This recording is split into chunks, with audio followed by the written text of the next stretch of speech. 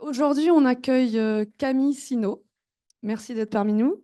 Donc, tu es architecte et anthropologue. Tu enseignes à l'EPFL. Tu as fait tes études à Marne, Ouais. dans cette école. Enfin, pardon, à l'ENSA Paris-Est maintenant. Ouais. Et donc, tu enseignes maintenant à l'EPFL au sein du collectif Assemble, dont tu fais partie depuis Enfin, 2020. Donc, on est hyper content de t'accueillir. Jacques n'est pas là parce qu'il est sur son chantier, mais en tout cas, je sais qu'il regrette de ne pas être là. Et nous, on est très, très contents que tu sois là. On a hâte de t'entendre.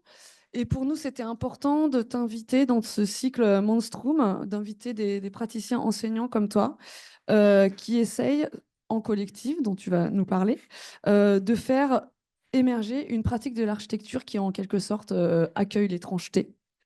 Et Assemble, dans son travail, a toujours donné une place à l'étrange et qui tend à s'éloigner des pratiques traditionnelles de l'architecture. Je pense que tu vas nous expliquer un peu comment vous fabriquez vos propres outils de conception au service des collectivités. Et donc, si Jacques était là, il pourrait témoigner euh, de ce que ça lui a fait comme bien de pouvoir suivre le travail d'Assemble pendant ses études et comme ça a pu aussi le rassurer et de comprendre en fait des méthodes qui acceptent que l'architecte n'a pas forcément tous les pouvoirs mhm. et que ça ouvre le pouvoir de décision aussi à d'autres personnes, les habitants, les artisans, qui peuvent aussi devenir éventuellement des interprètes et des concepteurs. C'est aussi l'idée que l'architecture n'est pas forcément quelque chose qu'on contrôle totalement et qu'on peut produire en fait des modes de conception et ses propres techniques, ses propres références et en les rendant désirables. Je crois que c'est ce qu'essaye de faire Assemble, entre autres.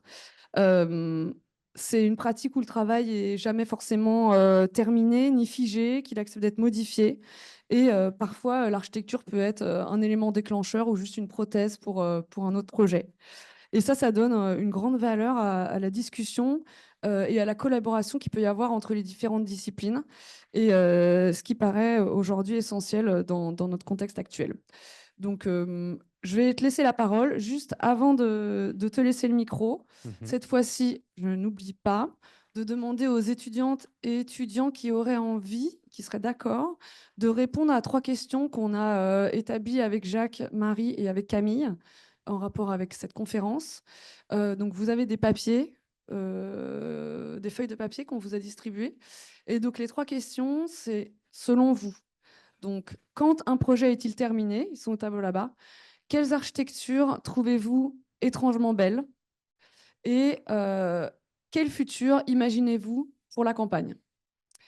Voilà. Vous pouvez nous rendre vos réponses à la fin de la conférence. Merci, Camille. Je te laisse. Merci beaucoup. Est-ce que du coup vous m'entendez? Là, j'ai pas besoin du. Tout va bien? Ok, très bien. Comme ça, parce que bon, j'ai géré mes slides. Euh, Bonjour tout le monde. Ouais, du coup, oui, en préambule, donc, oui, donc, je m'appelle Camille Sino. J'ai en effet été diplômé ici et j'ai fait toutes mes études ici. En fait, du coup, c'est vrai que je suis assez à la fois honoré et un petit peu anxieux à l'idée de parler maintenant de retour à l'école. C'était juste pour faire une toute petite parenthèse. Ouais, j'ai donc été diplômé ici, puis après j'ai pratiqué l'architecture au Royaume-Uni, pas chez Assemble directement, pendant un certain nombre d'années, pour ensuite refaire un cursus en anthropologie environnementale auprès d'un anthropologue qui s'appelle Tim Ingold et avec qui je me suis beaucoup intéressé à la notion de savoir-faire et de processus. Euh, et suite à cela, j'ai rejoint Assemble, mais au sein de l'unité d'enseignement dont je vais parler. Donc en fait, je pratique de manière un peu satellitaire avec Assemble au sein de l'unité d'enseignement. On effectue des projets un peu parallèles de recherche euh, en parallèle de la pratique d'Assemble. Donc je vais quand même présenter Assemble brièvement euh, pour les personnes qui ne les connaissent pas forcément. Le collectif en soi préexiste mon arrivée, essentiellement. C'est ce que je voulais dire. Donc, Assemble est un collectif pluridisciplinaire d'architectes et non-architectes qui a été britannique, fondé en 2010 lors de la réalisation d'un premier projet qui s'appelle le Cinéroleum, qui a converti une station-service en cinéma temporairement. Tous les membres du collectif étaient à ce moment-là alors étudiants, en troisième ou quatrième année. Heu se sont investis directement et engagés à la fois dans la construction, la programmation cinématographique, la réalisation de tous les éléments à la fois de mobilier, de costumes, heu, du cinéma, ainsi que l'ouverture, le placement, et cetera. C'était vraiment, le projet fondateur qui a réuni tout le collectif. Et depuis, suite à ce projet, ils ont réalisé un ensemble de projets, de différentes envergures qui sont toujours caractérisés par une forme d'engagement social, et d'engagement direct à la fois avec, le lieu, différents groupes, différentes communautés, souvent autoconstruits, et ont été ensuite, récompensés d'un prix, assez important qui s'appelle le Turner Prize en 2015 au Royaume-Uni, qui est le principal prix d'art contemporain. C'était les premiers architectes à avoir reçu, heu, ce prix-là, pour un projet à Liverpool qui s'appelle Granby Four Streets, hem, qui, en fait, s'insérait au sein d'un quartier, délaissé et populaire de Liverpool, qui, à travers une politique, en fait, sur plusieurs décennies, de non-renouvellement, non-entretien de la part du Town Council, hem, favorisait, en fait, une forme de à la fois de délaissement et espérer, en fait, que la population locale, finisse par partir pour pouvoir racheter tout ça, démolir et ensuite, construire un forme de grand développement. Hem, Assemble, en fait, ont été, en contact avec association locale de résidents, qui eux s'étaient organisés et qui tant bien que mal, en fait, résistaient, à l'idée de ne pas partir. Donc malgré une forme d'abandon, de ce quartier, on peut voir qu'il y avait déjà localement, cette forme de résistance et une forme d'occupation. Assemble, du coup, avec l'association de résidents, ont effectué 2 choses. C'est qu'ils ont créé Granby Four Streets, qui est une CLT, c'est Community Land Trust, qui est, en fait une organisation qui a le pouvoir de racheter du foncier et de le rendre accessible de manière, économique, à différentes personnes et donc de rendre une forme d'accessibilité au logement.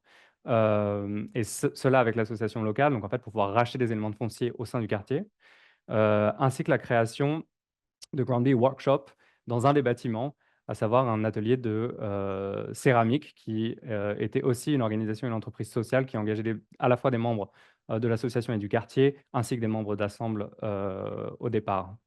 Ils se sont impliqués directement, en fait, dans la rénovation, petit à petit, en fait, de certaines maisons, de celles qui étaient possibles de rénover, au sein de Granby, à la fois en récupérant des éléments de démolition et en retraitant ces matériaux et puis en dessinant, en faisant des interventions finalement assez simples et qui ont permis, un renouvellement complet du quartier, notamment en fait la pérennisation, heu du quartier de cette communauté. Ils ont aussi transformé certains bâtiments qui étaient, en état trop délabré en espaces communautaires, espaces communs, donc on a un Winter Garden notamment, en parallèle des différentes maisons. Donc ça, c'est ce projet-là qui a vraiment, en fait, lancé Assemble et qui a aussi lancé une forme de méthodologie et de dynamique au sein du collectif. Parce que ce collectif, comme l'expliquait Emmanuel, interroge, en fait, la pratique de l'architecture qui, normalement, fonctionne de manière générale, par commande, alors qu'Assemble, en fait, essaye en général de toujours s'impliquer directement et de reconsidérer la manière à la fois dont on va gérer un budget, la commande d'un projet, le cadre légal de sa réalisation. Heu Quitte à accompagner en fait les différents clients ou les différentes, personnes avec qui, elle travaille, heu, vers comme dans ce cadre-là, la création en fait, d'organisations parallèles, qui en fait qui enable, enfin qui rendent possible, la réalisation de projets de manière alternative. Donc Assemble existe en fait et Assemble aujourd'hui et même Assemble Design Limited qui a une existence légale, en parallèle de Assemble Play. Donc peut-être que vous avez aussi vu d'autres, projets d'Assemble, mais qui, eux, s'intéressent vraiment à la question du Adventure Playground, notamment à Glasgow où il y a eu des réalisations vraiment d'occupation de sites, pour une forme d'émancipation par, le jeu. Assemble Play existe aussi en tant qu'entité parallèle. Il y a Assemble Workspace qui, au sein de Londres en fait, ont aussi fait partie d'une forme de transformation et d'occupation, d'espaces temporaires pour, les transformer en espaces de travail bon marché, qui sont en général les locaux dans lesquels Assemble s'installe pendant une période de 5 en général au début quelques années, puis après ils ont déménagé, etc. Et en faisant ça, en fait, ils ont développé un modèle économique qui leur permet aussi de rendre accessible des espaces de travail.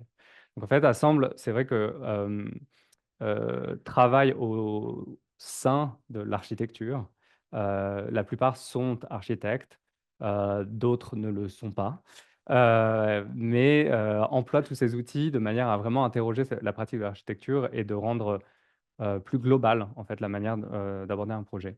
Et donc il y a Methods of Assembly qui est l'unité d'enseignement à Lausanne, à l'EPFL, dont je fais partie, qui est à la fois un studio qu'on essaie de faire fonctionner comme une forme de petite unité de recherche assez spécifique et qui nous permet de traiter à la fois des sujets qui ne sont pas forcément abordés directement par Assemble en tant qu'agence d'architecture, pour notamment des raisons économiques et budgétaires, parce que ils n'ont pas forcément les moyens, ce n'est pas forcément rentable de se poser les questions qu'on se pose à l'école. Euh, et aussi d'accéder en fait à un certain type de commandes assez différents. Donc l'équipe, c'est en l'occurrence pour le moment Amy Perkins, James Binning, moi-même, Noémie Dubriguen, Hannah Burney, Harry Johnson et d'autres collaboratrices. Toutes personnes un peu qui gravitent, alors qu'ils sont ou bien membres d'Assemble, anciens membres d'Assemble, membres d'organisations parallèles avec qui elles collaborent, membres de l'EPFL. Donc il y a aussi un caractère collectif dans la manière d'aborder l'enseignement. Ce qui est, oui, enfin, je m'excuse, tout est écrit en anglais et je le fais en français, mais du coup, un petit peu de gymnastique de traduction. Methods of Assembly, la spécificité, et qui correspond pas mal aussi au travail que j'ai effectué en anthropologie dans un contexte rural en Écosse, c'est qu'on s'insère en milieu rural en fait.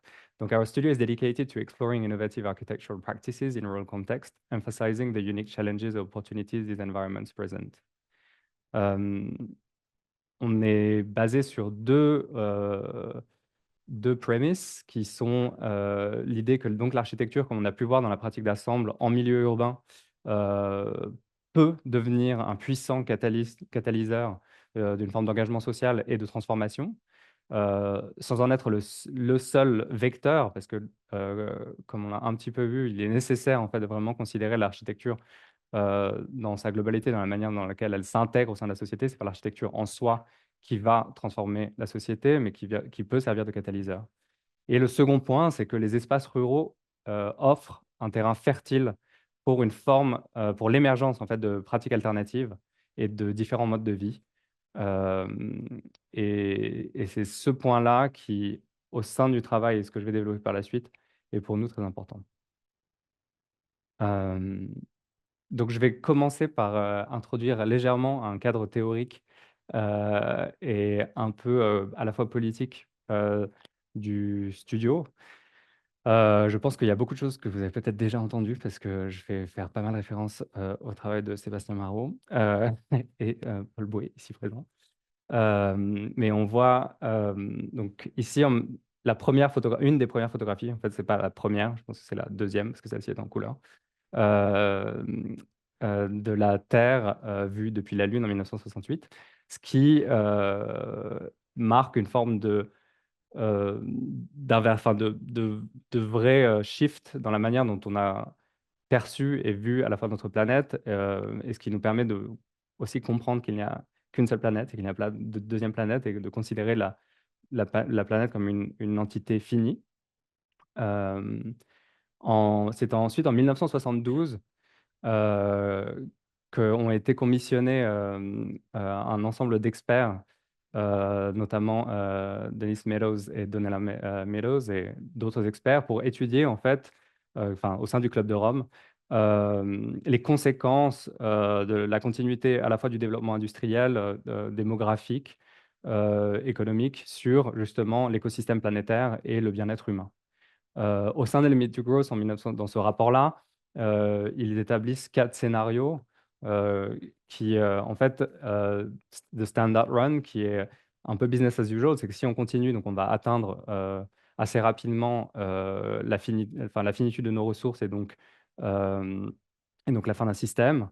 Une idée de comprehensive technology qui est un peu une idée technofixe, qui est l'idée selon laquelle on aurait suffisamment d'avancées technologiques pour réussir à contrer, en fait, ou à ralentir du moins, à la fois des questions de changement climatique et d'utilisation des ressources, mais en fin de compte, en fait, ce n'est qu'un ralentissement, et donc on arrive quand même à la finitude. Le monde stabilisé, Stabilized World, qui, lui, veut dire qu'il y a des politiques globales qui sont mises en place pour contrecarrer, en fait, cette utilisation des ressources, mais on arrive à un peu à une forme de stabilisation. Et The Sustainable World, qui, lui, correspond à un scénario où, justement, on arrive à mettre en pratique suffisamment de politique à la fois qui s'intéressent à la régénération environnementale et qui permettent un futur durable, qui se perpétue. Euh, et c'est 30 ans plus tard, euh, on aura David Holmgren, qui est un des fondateurs avec Bill Mollison de la permaculture, qui lui va proposer 4 autres scénarios, aussi fortement inspirés quand même des travaux du Club de Rome à l'époque, euh, mais qui sont finalement peut-être un peu plus provocants et provocateurs, et qui étudient à la fois la relation entre, dans ce cas-là, la question de l'agriculture, entre autres, la permaculture au sein de cette société, en relation avec les effets du changement climatique et le déclin rapide ou lent de l'utilisation des ressources fossiles et du pétrole. Euh, les noms, donc les 4 scénarios avec lesquels il vient, on parle de techno-explosion, techno-stability, energy descent and collapse. Chaque scénario est de manière plus colloquiale connu sous le nom de brown tech, green tech, steward and lifeboats, avec l'idée, dans chacun de ces scénarios, implique à la fois une certaine échelle et des implications sociales, politiques et gouvernementales à l'échelle du monde. Dans le cas du brown tech, euh, il s'agit vraiment d'une continuité, en fait, et le gouvernement continue à favoriser l'expansion économique, l'utilisation des ressources, avec une concentration des pouvoirs et en fait, il y a à la fois une forte avancée technologique, mais finalement, on arrive clairement à la finitude et à la fin des ressources, et avec ensuite, par la suite, une forme d'effondrement, mais qui, en tout cas, il y a une forme d'autoritarisme et de concentration des pouvoirs au sein de grandes corporations. Green Tech, qui est une version qui correspond peut-être plus au Comprehensive Technology, à savoir la possibilité aussi d'un investissement très fort au sein des technologies renouvelables par des gouvernements ou des grandes corporations à nouveau, qui permettent un ralentissement aussi des effets climatiques et une forme de transition. Mais celle-ci conserve aussi en fait une forme de centralisation très forte. Euh, le Earth Steward, qui correspond peut-être au scénario préféré des permaculturalistes, à savoir une descente énergétique progressive et une transformation de la société avec une forme de développement à la fois des communautés, une forme de résilience et en fait justement un désinvestissement de la puissance des gouvernements. Et puis le lifeboat qui correspond là au scénario très critique, c'est-à-dire qu'il n'y a plus vraiment de société, il y a un collapse très rapide avec le changement climatique et la fin du pétrole. Et donc à la fois les gouvernements et toutes les structures sociales telles qu'on les connaît s'effondrent. Euh, du coup, je pense que dans ces scénarios, il est assez évident de comprendre et de voir pourquoi, par exemple, le Brown Tech ou le Lifeboat sont euh, assez dystopiques. Mais la question se pose quand même dans la question du Green Tech et des Earth Stewards. Euh, donc, comme j'expliquais, chacun des scénarios ici représente, enfin, s'insère au sein d'une certaine échelle, notamment, qu'elle soit à la fois sur une forme de décision nationale, euh, régionale, de communauté ou même individuelle. Donc, ici, le lifeboat correspond un peu à une forme de survivalisme avec l'idée d'unité du household et le Earth Steward de plus petites communautés organisées. Green Tech, c'est peut-être à l'échelle ou des régions étatiques que les choses se développent, et Brown Tech, c'est vraiment à une plus grande échelle, qu'elle soit corporatiste ou nationale ou multinationale. Mais c'est vrai que dans le cas du Green Tech, on peut se dire que bon, bah, si la technologie allait répondre aux questions de changement climatique, tout va bien.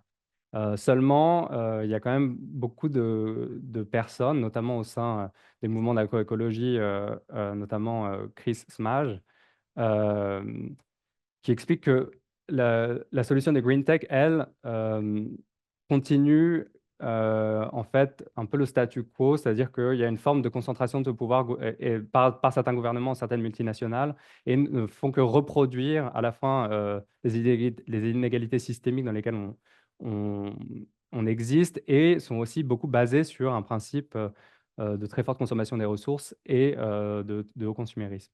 Donc Sébastien Marot, que vous avez en professeur ici, s'était aussi interrogé sur en fait un développement de 4 scénarios qui ne sont pas ceux de Holmgren, mais qui s'interrogent autour de l'articulation entre la question justement du développement agricole et de l'architecture, et qui en fait offrent peut-être un spectre entre le green tech et les Earth stewardship, avec cette question en fait de incorporation qui est beaucoup plus proche du green tech, mais ensuite des formes de négociation et d'infiltration entre une forme d'urbanisme et d'agriculture, et la sécession qui, elle, se rapproche le plus d'une société décentralisée, agricole, à petite échelle, euh, de société. Donc, en tant qu'atelier, on s'insère clairement dans une certaine dynamique de décentralisation et de résilience, donc dans une forme de scénario de sécession, mais pas uniquement. Et c'est assez important de le noter. Pour faire un petit pas de côté, une fois que, enfin, ce constat fait à la fois entre le constat de la crise climatique aujourd'hui et de futurs scénarios possibles, je voulais juste essayer d'insérer ici quelques idées que moi je tire là de l'anthropologie, euh, qui sont notamment présentés par Anat Singh et Tim Ingold, autour notamment de la sujet du monstre, parce que en me réfléchissant un peu au sujet, il y a deux choses qui me sont venues. Il y a un peu le gros monstre, dont là j'ai parlé, entre autres, d'un point de vue de société, et notamment dans ce cas-là, la question de la fabrique des monstres, et qu'en fait, depuis en fait, les politiques extractivistes et bien sûr en fait des politiques commerciales et monétaires capitalistes aujourd'hui ont une tendance à produire beaucoup de monstres dans un souci d'efficacité, et notamment par le biais de l'industrialisation et de la modernisation à la fois de l'agriculture et de la construction. Donc Anat Singh et Eileen Gane, là, en l'occurrence, donnent ici l'exemple en fait, d'une forme de simplification et de concentration du monde qui nous entoure. Donc, dans l'exemple du salmon farming, de l'élevage de saumon, on peut voir qu'une concentration très forte, on a décidé d'élever le saumon, et une concentration de manière très forte, on a permis à certains parasites qui, normalement, dans un milieu beaucoup plus riche et complexe, ne peut pas se développer si facilement, en fait, a complètement pris le dessus. Et de manière à réagir à ça, on a introduit alors d'autres espèces de poissons qui sont peut-être un peu plus résistantes et créer une forme de diversité au sein de l'élevage, puis l'intrant d'antibiotiques. Mais à chaque fois, cette concentration implique une forme d'exagération et de concentration extrêmement forte. Euh, et un appauvrissement en fait de la réalité. Je pense que cette idée s'intéresse à la question relationnelle et la complexité du monde qui nous entoure en fait.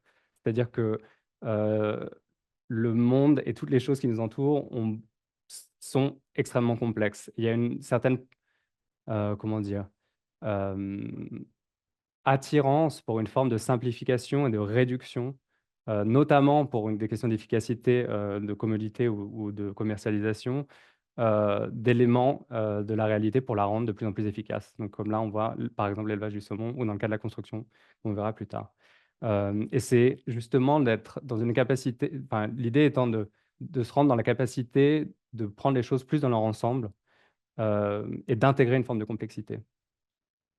Donc on voit ici, là, depuis 200 ans, enfin, c'est-à-dire qu'avec toute l'industrialisation et la modernisation à la fois de l'agriculture et de l'architecture, on a atteint aujourd'hui l'état dans lequel on est, d'une forme de réduction, en fait, d'une forme d'appauvrissement par la concentration d'une forme de diversité et du monde qui nous entoure. Donc on voit ici notamment, enfin ça c'est un peu extrait aussi d'une forme d'iconographie de l'exposition de Ramcola sur la campagne, euh, ou ensuite une autre exposition de Ramcola justement cette fois-ci sur la question des éléments architecturaux à Venise, où l'industrialisation a d'une certaine manière détruit une forme de culture constructive, tout comme une culture agricole ou paysanne, au profit d'un assemblage d'éléments. Alors, dans le cas de l'architecture, c'est vrai qu'il y a une hyper spécialisation d'énormément d'éléments qu'on va intégrer, et notamment le BIM, en fait, correspond quand même pas mal à ce système-là. On va tout de suite insérer un produit opposé à l'idée de générer une culture constructive euh, et de processus. Euh, pour continuer en fait sur cette idée de la complexité et passer à la suite, je m'intéresse ici du coup euh, au travail de Tim Ingold qui fait un peu partie des anthropologues qu'on pourrait aussi qualifier de vitalistes et qui parle de cette question de la complexité du monde qui nous entoure. Et en fait, un des exemples assez simples, c'est de dire que pour étudier le monde, si on imagine une rivière qui coule, on va souvent avoir tendance à prélever de l'eau de cette rivière, mais une fois qu'on l'a prélevée, cette eau, elle coule plus. Donc en fait, c'est plus la rivière. On va regarder la rivière, on va regarder la composition de l'eau, mais en l'occurrence, la rivière qui coule de manière dynamique n'est pas celle qu'on va retrouver dans notre verre d'eau statique. Et en fait, ce rapport d'abstraction correspond aussi à une forme de rationalisation de la pensée et du développement de la pensée scientifique, qui a apporté énormément de très bonnes choses. Mais Tim Ingold, en fait, s'oppose au fait qu'aujourd'hui, la seule vérité et la seule manière dont on puisse appréhender et connaître le monde soit par cette forme de rationalisation, au détriment d'autres formes de connaissances, que ce soit l'art, la littérature, la religion ou des pratiques indigènes. Euh, et en fait, ça, c'est assez important pour moi et dans une forme de pratique, parce que je pense qu'aujourd'hui, justement, je pense que la question se pose dans cette forme de simplification, pour nous, qu'est-ce que ça implique en tant qu'architecte que d'essayer d'introduire une approche un peu plus holistique dans notre rapport au projet et notamment à l'environnement, qui ne soit pas simplement une simplification à la fois de la technicalité des projets à l'ensemble des conduits et de ces éléments, mais de réussir à venir intégrer, que ce soit un certain rapport au site avec les savoir-faire, les différentes populations concernées, le milieu qui nous entoure, et de venir réussir à réintégrer ces processus-là. Euh, donc là, c'était un peu les trois questions qui sortaient de cette question-là, et pour emprunter aussi à Sébastien Marot la question de comment faire un monde, c'est justement cette idée-là, selon moi, et ce qu'on essaie de faire au sein de Method of Assembly, c'est justement de venir réinterroger la manière, en tant qu'architecte, ce que je n'ai pas appris à l'école non plus, et en fait, on apprend un peu ensemble avec l'unité et les étudiants, c'est comment reconsidérer la manière dont on conçoit et dont on construit les projets et l'architecture d'une manière plus complexe, plus riche et holistique. Euh, et justement, c'est au sein de peut-être de mouvements et d'activisme, que ce soit de la permaculture ou de l'agroécologie, hein, parce que la permaculture, en fait, c'est une certaine fenêtre sur une certaine vision de l'agriculture, mais qui intègre, mais aussi efface un peu certains savoirs paysans ou d'autres mouvements. Mais l'idée reste que ces mouvements-là, à petite échelle en général, avec une approche holistique, d'un point de vue agricole, nous ont prouvé que c'était possible euh, de reconsidérer la manière de faire les choses et qu'il y avait une forme de futur possible et d'enrichissement et de régénération surtout. Euh, et c'est vrai que à la fois la campagne représente un élément fondamental dans le développement futur, mais il y a aussi beaucoup à apprendre justement de ce cadre et de cette approche au sein de l'architecture. Et c'est vrai que on défend donc nous l'idée que le futur devra et sera rural, ou du moins que les espaces ruraux offrent ce terreau fertile pour générer et explorer des pratiques alternatives, que ce soit des modes de vie économiques ou des modes de construction ou d'autres manières de faire, tout en essayant aussi de supporter en fait le développement d'une agriculture qui sorte de l'agriculture hyper concentrée conventionnelle, Et ce faisant aussi implique en fait une énorme augmentation du nombre de personnes qui travaillent dans les champs, parce qu'en fait, si on voulait essayer d'atteindre les niveaux définis par le IPCC, euh, on doit passer d'environ 2% de la population qui travaille dans les champs à presque 30. Donc ça demande quand même pas mal de monde et ça implique aussi énormément enfin, de conséquences sur la question de l'habitat en milieu rural notamment. Et du coup, le rôle des architectes vis-à-vis de la campagne et vis-à-vis de ces mouvements-là. Donc c'est vrai que dans cette dynamique-là, nous, ce qu'on essaie de développer là au sein du studio, c'est de soutenir euh, ce mouvement-là. Donc l'activité agroécologique offre aussi une vraie richesse dans son mode de vie, mais elle vient aussi avec une certaine forme de précarité parce que, en général, les personnes qui maintenant se réétablissent à la campagne pour s'occuper de la terre n'ont pas forcément les moyens en fait économiques pour s'offrir un habitat qui soit complètement décent. Et puis il y a souvent aussi des pressions à la fois foncières par une forme de commodification de la campagne en tant que à la fois lieu de villégiature, mais aussi une division par la planification en fait très forte entre ce qui est une zone agricole, une zone résidentielle, et comment en fait réussir à s'insérer dans ces milieux-là. Euh, donc pour nous, c'est vraiment un des enjeux majeurs auxquels on essaie de réfléchir.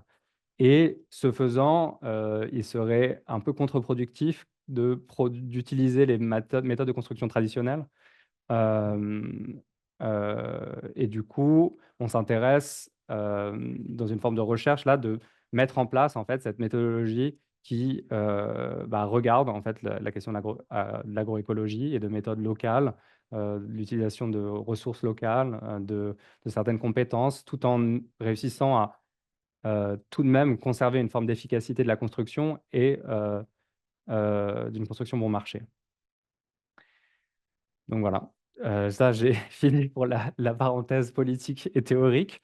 Mais c'est vrai que ces questions, on se les pose du coup maintenant au sein de l'unité. C'est-à-dire qu'une fois qu'on a fait ce constat, ça veut dire quoi, enseigner l'architecture au sein d'une école comme le PFL, qui en plus est assez performative, et élitiste dans la manière de fonctionner? Hem Et comment est-ce qu'on intègre ces éléments de recherche, à la fois dans une unité pédagogique et qu'est-ce que ça implique?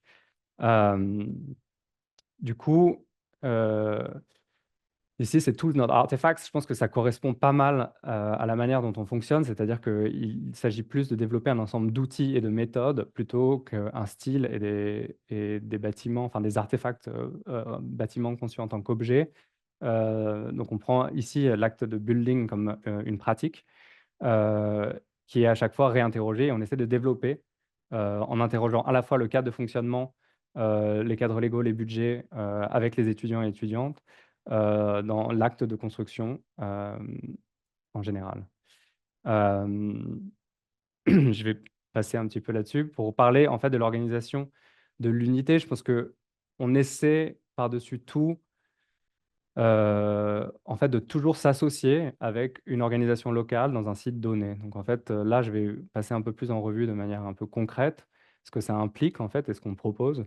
C'est-à-dire qu'on veut que l'université et l'unité d'enseignement, fonctionnent moins comme, une forme de sanctuaire et de bulle, ce qui peut présenter, tout un ensemble d'avantages. C'est-à-dire que des personnes qui sont tout à fait en défense de ça, mais ce n'est pas notre cas. Je pense qu'aujourd'hui, si on se dit qu'un changement doit advenir, je pense que les institutions, notamment les institutions pédagogiques, doivent en fait réussir à se former dans une forme de conscience civique, citoyenne et de changement. Et en fait, si on ne le permet pas dès maintenant, à mon avis, ça a moins de sens. Et en tant qu'architecte, du coup, c'est vrai qu'avec Assemble, on s'associe du coup toujours la manière dont on choisit nos sites, c'est parce qu'on a déjà des partenaires locaux avec qui on va collaborer. L'idée, c'est d'être aussi pas forcément dans une pratique extractive, à la fois de question des matériaux, mais aussi d'un point de vue de groupe de travail. Donc en fait, on essaie de rendre, quelque chose au groupe ou au lieu avec lequel on travaille et de rendre une forme de service. Hem On s'intéresse toujours, donc avec ensuite un premier travail de survey, de fieldwork, donc d'état des lieux, avec une investigation ensuite sur la question des matériaux et des local supply chain, donc des ressources, vers le développement d'un projet et toujours avec la possibilité d'obtenir des retours des différents groupes avec qui on travaille. Donc là, quand je parle de pratique située, il s'agit donc vraiment de ce rapport, en fait, d'ancrage avec un lieu donné. Donc pendant 2 ans, on avait travaillé en Suisse, là, avec une commune, qui était la commune de Burtigny, qui possédait sa forêt, qui la gère toujours de manière, en fait, autonome, équitable selon les principes de la forêt jardinée, avec le groupe d'étudiants et la maire et le forestier. Donc on a pu avoir accès, en fait, à l'abattage d'un arbre qu'on a débité, qu'on a utilisé pour l'année. On a étudié ensuite toutes les, mmh, le supply chain, en fait, du bois pour la construction, vers, en fait, la proposition de projet, d'une coopérative en milieu rural qui était portée par la maire, à l'époque et qu'on a essayé, en fait, avec les étudiants, de fournir une forme d'étude. Alors, ce n'était pas du tout de l'ordre de la commande, mais par contre, en organisant cette étude et en se rendant dans la commune, on a permis la recréation de certaines connexions avec d'autres groupes coopératifs qui ont permis, en fait, l'initiation du projet par la suite. Hem, il y a ensuite toujours un travail, alors à la fois d'entretien ou de terrain, que ce soit donc là, enfin, là en l'occurrence à Burtigny avec un système d'interview et de rencontres entre les étudiants et les différentes personnes qui habitent là-bas.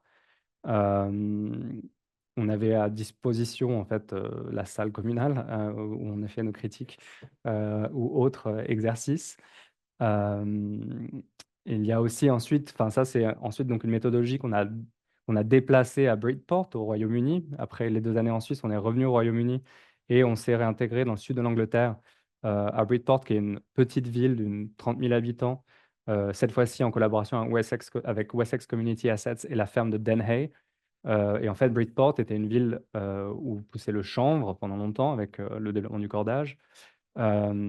Wessex Community Assets essaie de redévelopper le chanvre, cette fois-ci pour l'utilisation de la construction. Et cette ferme, en fait, a cessé son activité, pour, essayer de commencer à faire pousser du chanvre, tout en transformant aussi une autre partie de son activité en offrant et en créant un workshop. Donc ça, c'était encore une fois en collaboration avec le Town Council, de Bridport, et ça, c'était l'année dernière. Et on a sur place proposé en fait, différents, modèles de logement, à la fois à Bridport et ses alentours, utilisant les ressources locales et donc essentiellement du chanvre et du bois. Hem on est retourné ensuite dans le hangar de Denhay pour ensuite construire des prototypes, mais ça, je vais en parler un peu plus tard. On s'intéresse aussi du coup à la question collaborative, c'est-à-dire qu'on a conscience qu'on travaille de manière collective, que ce soit au sein du groupe, à l'école, entre nous ou ensuite, au sein enfin en pratique en fait avec les différentes entreprises et les clients, et cetera. Et c'est vrai que la question collaborative est donc vraiment au centre de la manière dont on enseigne, à la fois par, le fait que les étudiants et étudiantes travaillent par groupe de 3, 5 ou 6, parfois 8, qu'on développe des méthodes, heu, de travail. On essaie de donner des outils, en fait, de collaboration, à savoir, à la fois que ce soit des méthodes de communication, mais des méthodes de travail et de re-questionner un peu, le rapport à l'autorat notamment.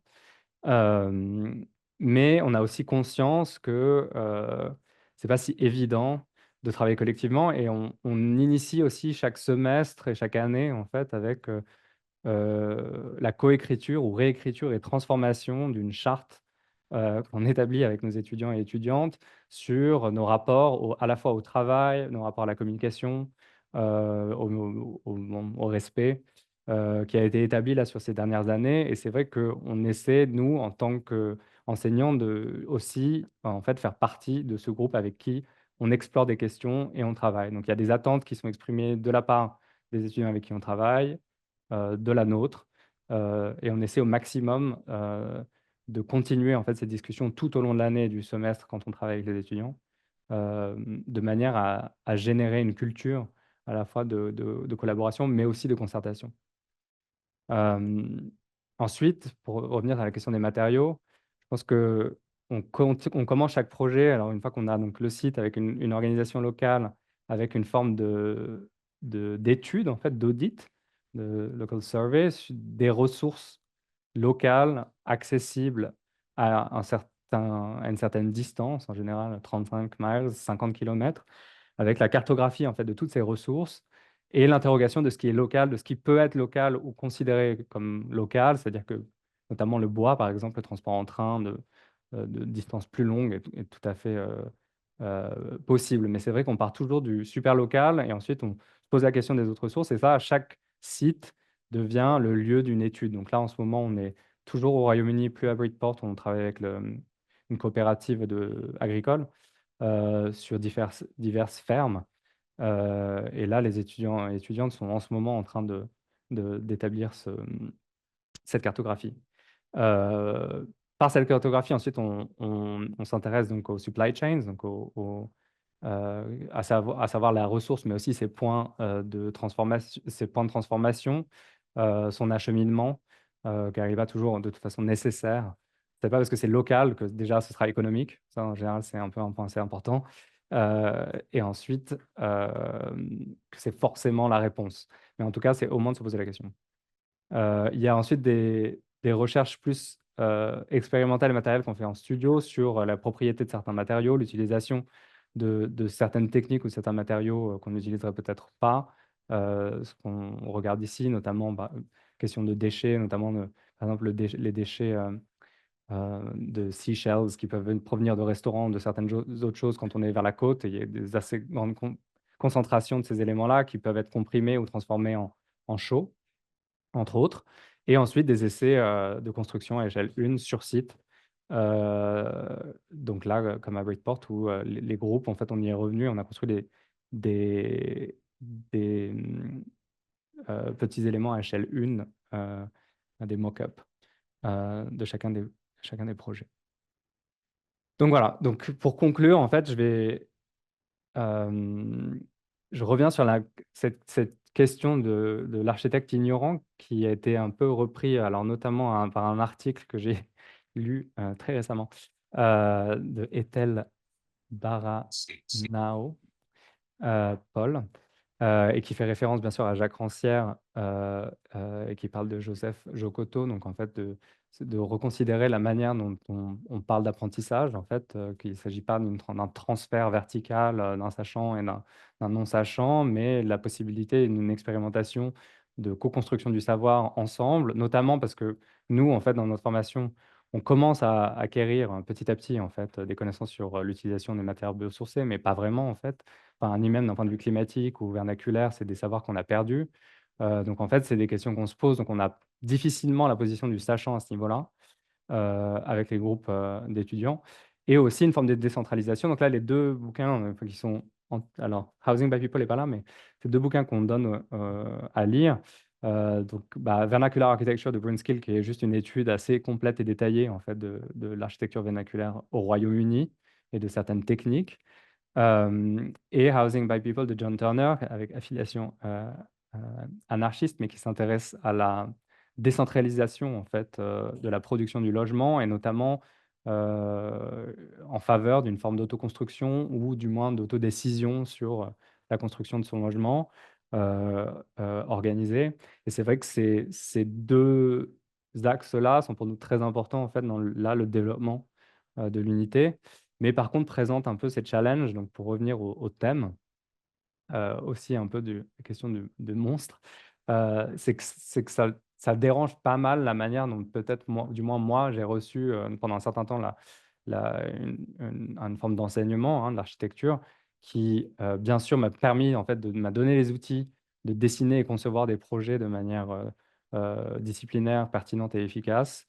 Mais par contre, lorsque je m'insère, en fait, dans un groupement de projets à vertu autoconstructive, bas carbone, en utilisant ces matériaux, je me confronte assez vite à un univers qui n'est pas du tout le mien. Donc, on peut peut-être penser à Bourdieu et la distinction en fait, de ce qu'on va considérer de beau, de pas beau, de kitsch ou d'acceptable en fait, comme méthode de construction. Ou du moins, il y aura toujours une forme d'étrangeté là qui s'insère. Et c'est comment est-ce qu'on navigue vers l'élaboration d'un nouveau vocabulaire euh, qui nous semblerait acceptable. Parce qu'en fait, ce qui est difficile, c'est qu'on peut se dire que en fait, cette maison autoconstruite en paille, à zéro impact sur, enfin, peut-être un impact environnemental très bas. Est-ce que ça suffit, dans l'enseignement de l'architecture de se dire: «Bon, bah, en fait, si, il y a tout un ensemble de règles qui sont respectées, heu, est-ce que ça suffit?» Et où intervient, en fait, le dessin? Je dis pas que, en fait, il ne s'agit pas du tout de dessiner, que c'est une perte de l'expertise parce qu'on en a une et qui est importante, mais là où elle se joue, se déplace, à mon avis. Et en fait, qu'est-ce qui compte? C'est un peu la question. Donc c'est vrai que l'utilisation des matériaux, enfin regarder en fait les techniques vernaculaires et les matériaux biosourcés, nous confronte souvent à une forme, heu un peu grotesque parfois ou assez exagérée de certaines constructions. Là, c'est sa version rationalisée par, un architecte, des architectes, danois, l'utilisation de la eelgrass, d'une algue, à la fois comme revêtement, et d'isolation. Mais c'est vrai que, le rapport entre justement, une forme de savoir d'un certain, enfin, vernaculaire et sa rationalisation, heu est-ce qu'on peut accepter en fait, enfin pas accepter, mais ce qu'on assimile en fait comme en termes de goût architectural, ce qu'on légitimise, se pose en fait un peu tous les jours, pour nous, dans la manière dont on enseigne. Donc voilà, après là, c'était juste, différents, projets qui intègrent toujours en fait certains rapports d'étrangeté ou de parfois de grotesque, et d'essayer de savoir où insérer à nouveau en fait un élément, de conception et de design, au sein du projet. Donc voilà, c'est tout.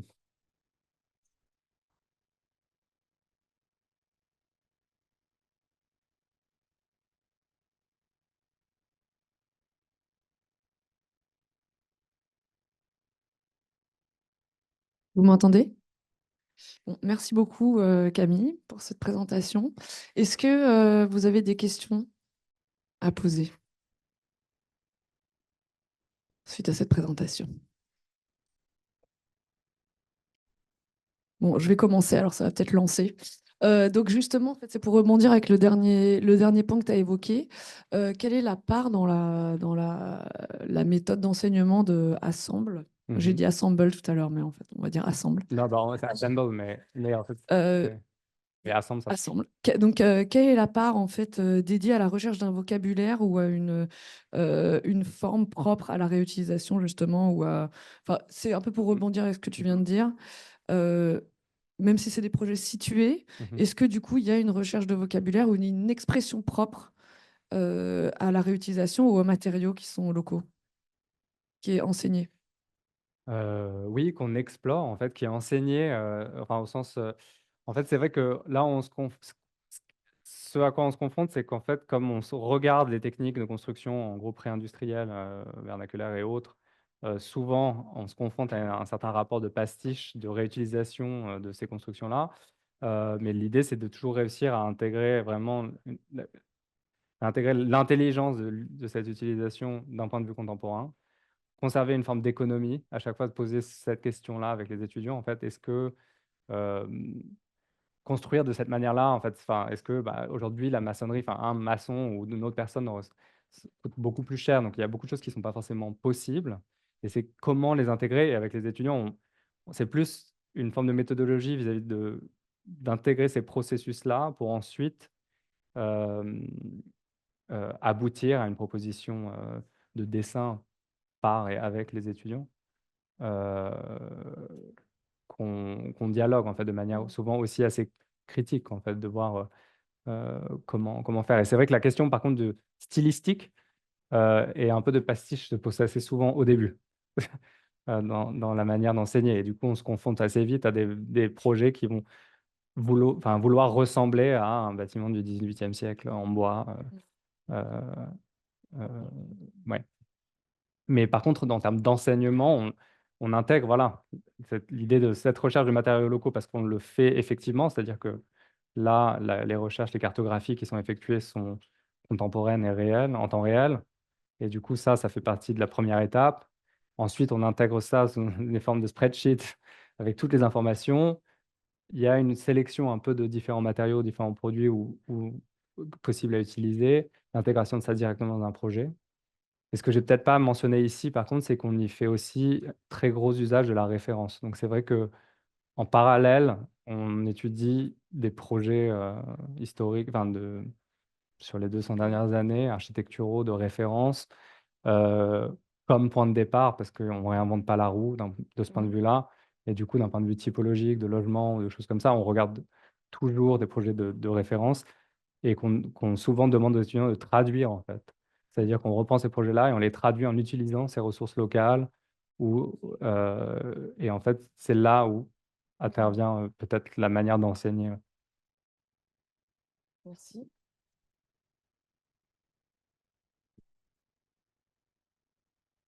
Je vais mettre, Bonjour, merci pour la conférence. J'ai deux, trois questions, certaines plus sur ton parcours, d'autres plus sur le travail d'enseignement. Sur ton parcours, tu l'as suggéré, mais un peu en passant, que tes études ici étaient assez différentes de ce que tu fais aujourd'hui. Et donc, comment tu regardes ça rétrospectivement? Dans quelle mesure ça t'a préparé ou pas préparé à ce que tu fais aujourd'hui? Une deuxième sur l'anthropologie aussi. Tu as Mhm. mentionné plusieurs fois que tu avais étudié l'anthropologie, travaillé avec Tim Ingold. Qu'est-ce que ça t'a apporté dans ton parcours? Est-ce que ça te permet de regarder les choses différemment? Et aussi sur les sorts d'échantillons que vous produisez. Je ne sais pas comment vous les appelez. Qui est, je pense, quelque chose d'important dans l'enseignement, qu'on fait sans doute pas assez dans cette école pour des parties de bâtiments. C'est quelque chose que fait aussi Material Cultures à Mhm. Zurich. Ils avaient fait une exposition très impressionnante. Quel rôle ça joue selon toi? Qu'est-ce qu'on permet d'enseigner, de comprendre par cet outil? Merci.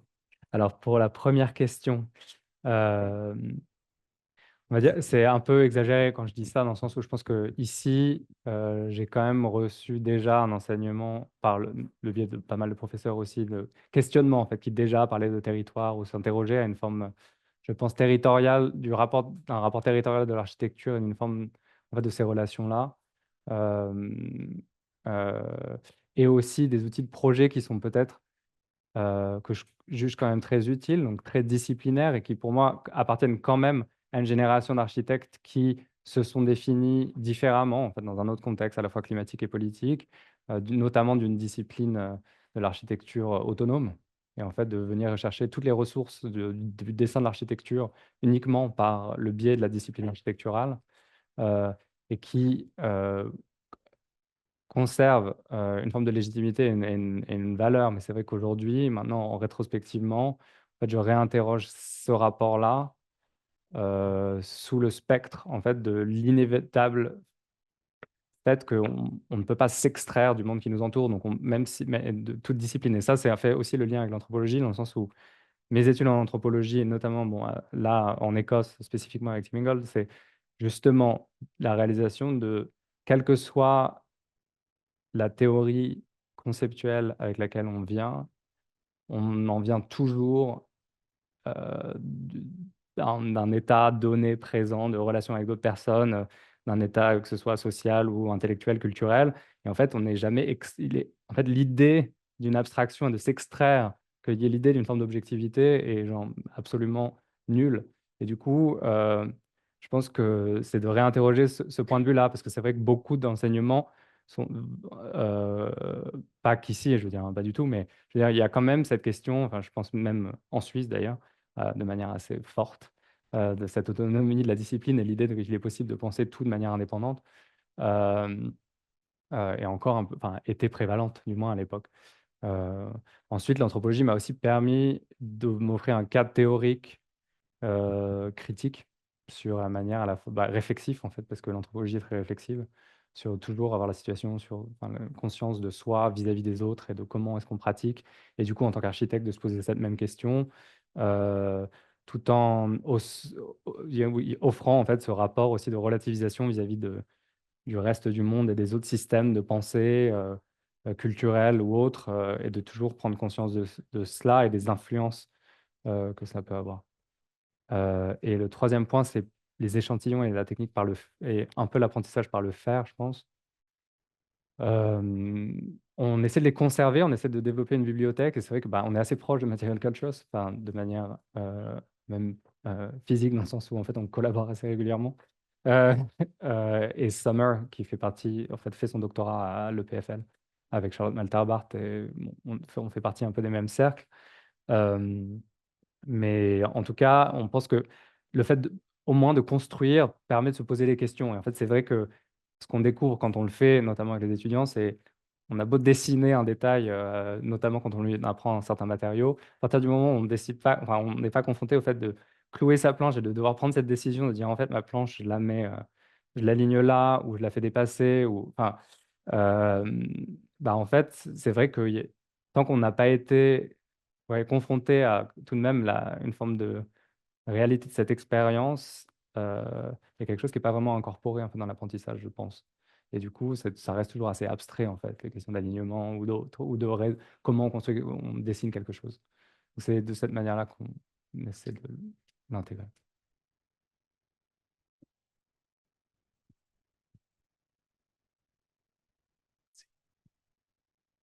Merci pour la conférence. Et j'avais une question par rapport, par exemple, ces rapports de coopération entre les étudiants et les locaux. Comment est-ce que ces positions de ces étudiants face à peut-être des sujets où forcément ils ne sont pas très sensibles Mhm. qui l'accompagnent? Mhm. Comment est-ce qu'ils sont ces interactions? Et aussi, quels choix d'action sont laissés aux autres acteurs qui sont sur site et Mhm. qui connaissent forcément. Merci. Du coup, je pense que un des ingrédients majeurs, c'est la question du temps. Il se trouve que nous, notre cursus, c'est un cursus sur 1 an, parce qu'on est en deuxième année, et que la deuxième année, c'est la seule année qu'on a la même classe pour 2 semestres, ce qui fait que ça nous laisse le temps. Et ça nous permet, notamment cette année, par exemple, là, on est divisé sur 4 sites. On est 32, un groupe de 32, donc il y a 8 personnes par site. Et chacune de ces 8 personnes là, étudie une ferme en fait spécifique qui fait partie d'un réseau donc, qui s'appelle le ELC, Ecological Land Cooperative, qui permet l'accès à la terre, à la propriété terrienne aux personnes désirant de vivre et développer de l'agroécologie. Et en fait, on va commencer un échange avec ces fermes-là. Il va y avoir un premier voyage d'études qui sera fait en février. C'est vrai qu'on se confronte malgré tout au temps long. Enfin, je pense que ce qui arrive finalement assez bien dans ce modèle-là, c'est Rural Studio aux États-Unis, qui, eux, développent tout leur cursus sur 5 ans. Et en fait, on est sur place pendant 5 ans. Il y a des relations qui ont le temps de, de se créer. C'est vrai qu'il y a une forme de limitation évidente dans notre cas, parce que là, quand on est au Royaume-Uni, par exemple, quand on était en Suisse, ça permettait des échanges plus récurrents. Là, ça va être des échanges assez concentrés. Et donc, il y a des moments où il y a à la fois, c'est pas une commande, mais donc les étudiants font des propositions, mais il y a quand même un échange et un retour. Dans le cas de Burtini, les projets ont été montrés à différents moments à la commune, avec les différents groupements citoyens, avec des retours sur les réflexions, sans pour autant venir tout de suite répondre à une commande directe des différentes personnes.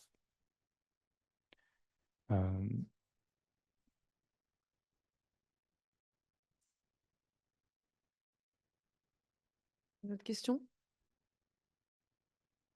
Peut-être, moi j'ai une question sur, puisque c'est des étudiantes et étudiants en architecture qui vont être diplômés et devenir peut-être architectes. Voilà. Comment est-ce que tu définirais du coup le rôle de l'architecte dans ce processus en fait extrêmement collaboratif qui mène à des méthodologies et des manières de faire et des outils de conception? Ça rejoint un peu, je pense, la question de quelle est la place donnée à chacun dans ce groupe collaboratif et aussi par extension, donc, quel est le rôle de l'architecte, mais aussi quelle est sa responsabilité dans de tels projets? Ça varie pas mal de projet en projet. Mais en gros, c'est vrai que la difficulté, je pense, c'est quand même j'ai finalement le sentiment qu'il faut qu'on apprenne beaucoup de choses maintenant en tant qu'architecte, enfin, pour ce type de processus, du moins. c'est assez complexe. Donc, c'est vrai qu'il y a la nécessité d'un apprentissage tout de même des outils de l'architecture, de conception, de manière à pouvoir dessiner et rester dans cette forme d'expertise de conception spatiale et constructive. Mais malgré tout, c'est aussi se positionner et intégrer ces rapports d'échange, enfin d'interroger en fait, que ce soit les cadres légaux, le budget, et de coordonner énormément de choses. Donc c'est vrai qu'il y a un travail de coordination ou de médiation peut-être qui devient de plus en plus important dans ce rapport en fait, de collaboration. Après, c'est là où il y a la question du contrôle qui se pose. C'est qu'en fait, concrètement, c'est très difficile et lourd si on veut tout contrôler. Et du coup, réussir à produire un projet où là, on va tout dessiner et en plus rentrer en lien avec tout. Et c'est vrai que alors, si on a une grande force de travail, en étant nombreuses, ça fonctionne éventuellement. Mais sinon, je pense que ça veut dire accepter de justement lâcher une forme de décision auprès des personnes avec qui on travaille, de réussir à identifier celles qui comptent. Et du coup, il y a un peu de stratégie à développer de ce point de vue-là, à mon avis. Et-